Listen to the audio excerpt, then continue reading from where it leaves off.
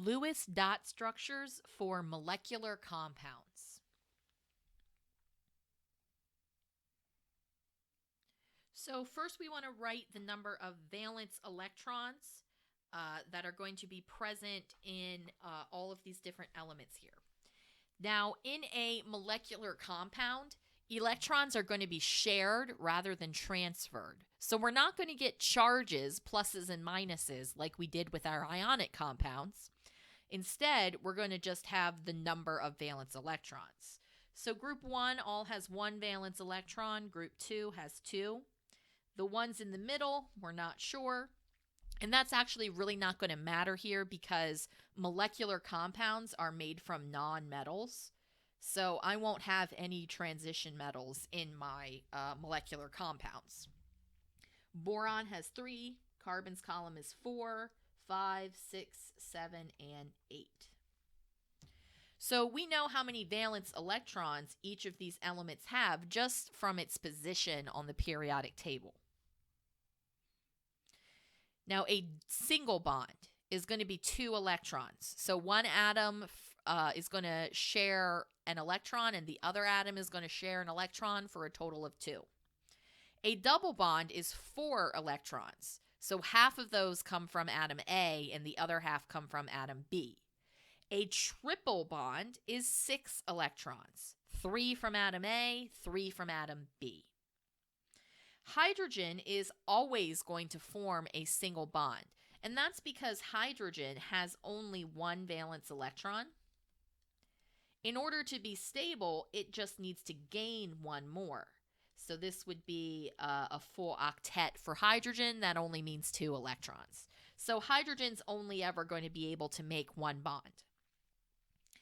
What is the main difference between drawing Lewis structures for ionic compounds versus a covalent molecule? So in ionic compounds, we have charges, and you have to make sure those charges are going to add up to 0. In covalent compounds, we don't have charges, and that's because the electrons are being shared between atoms.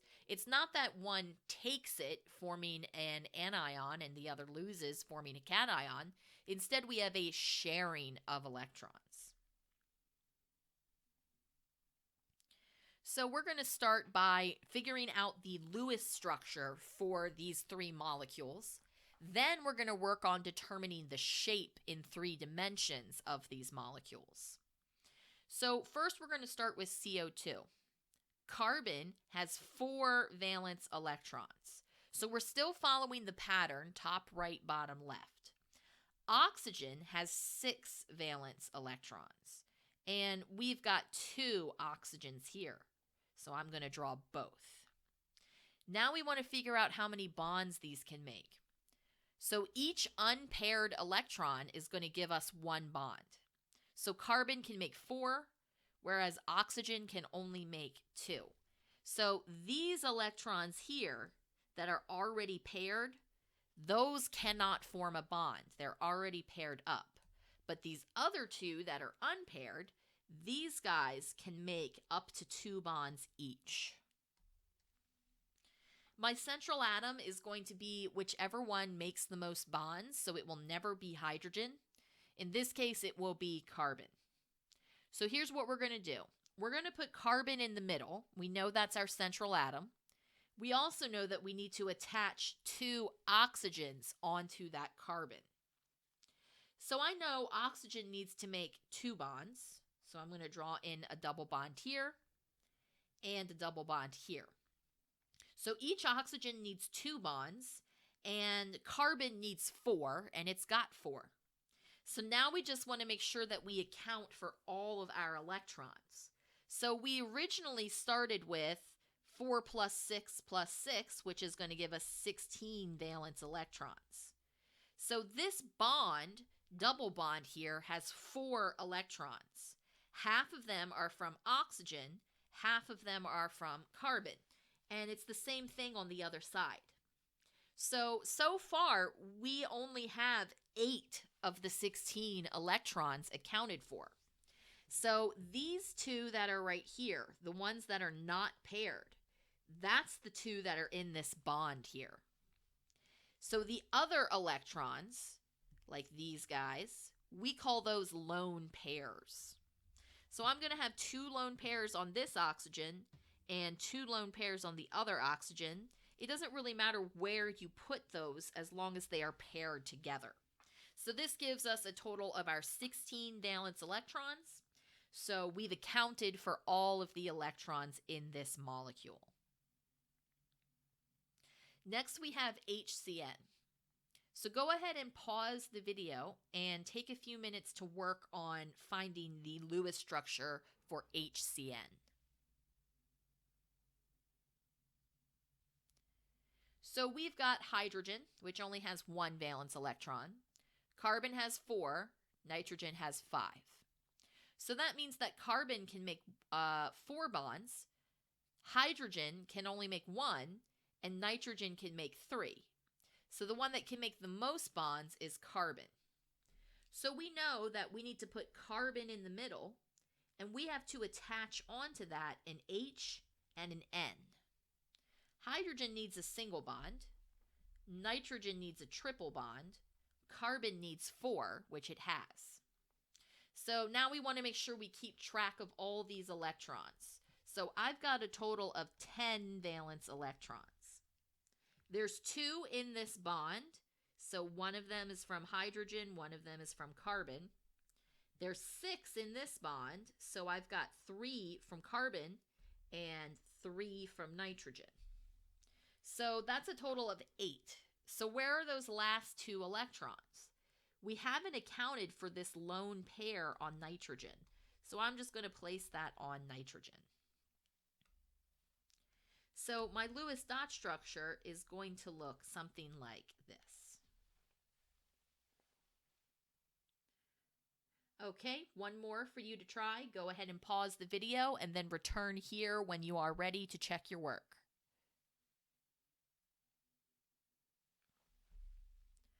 So this time we have carbon with 4 electrons. We've got 2 hydrogens. Each one has 1 electron, valence electron. And oxygen has 6. So carbon can make 4 bonds, hydrogen can only make a single bond, and oxygen can make 2. So this means that we're going to have carbon as our central atom. We need to attach 2 hydrogens and an oxygen to that carbon. Hydrogen needs single bonds, oxygen needs a double bond, carbon needs 4 bonds, so it has those. So this bond has 2 electrons, 1 from hydrogen, 1 from carbon. This bond has 4 electrons, 2 from carbon and 2 from oxygen. So we started with a total of 5, 6, 7, 8, 9, 10, 11 valence electrons here. 12 valence electrons. So we've accounted for 8 of them. So where are the other 4? That's the lone pairs on this oxygen. So when I draw this Lewis dot structure here, we can see that this hydrogen has 2 electrons, making it stable. This one has 2, making it stable. Oxygen has a total of 8, making it stable. Carbon has a total of 8, making it stable. So now that we have figured out the Lewis structures for these molecules, we're going to need to figure out what do they look like in 3 dimensions. Because here we've drawn these molecules, but they're flat on a piece of paper. Molecules aren't flat, they're 3-dimensional.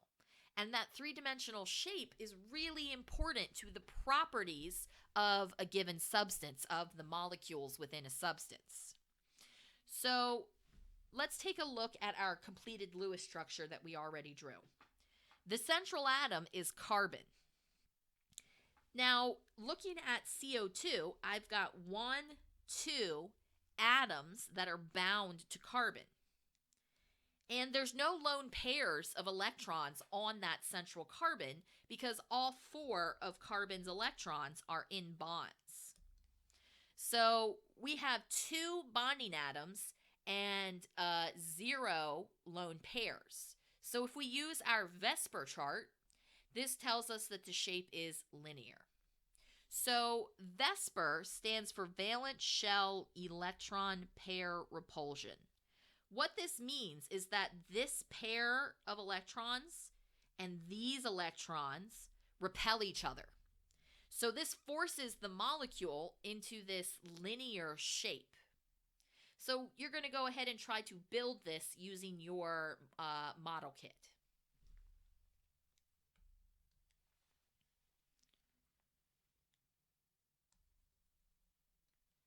So when you're ready, you can go ahead and we're going to try HCN and CH2O next. Go ahead and pause the video, and I want you to build these molecules and also determine their VESPR shape. So for HCN, my central atom is once again carbon, and there are two atoms that are bound to the carbon, a hydrogen and a nitrogen. There are also no lone pairs. All of carbon's electrons are in bonds, so no lone pairs on carbon. So this shape is also going to be linear. And when you build it, you see that you have all three atoms in a line. For CH2O, we have 3 bonding pairs and no lone pairs. So I've got 1, 2, 3 atoms attached to the carbon, and all of carbon's electrons are in bonds, so no lone pairs. So looking on our VESPR chart, we get trigonal planar, and you can kind of see why that is the shape we have here. We have a triangle, and all of the atoms, all 4 of them, are in the same plane. So we get trigonal planar there.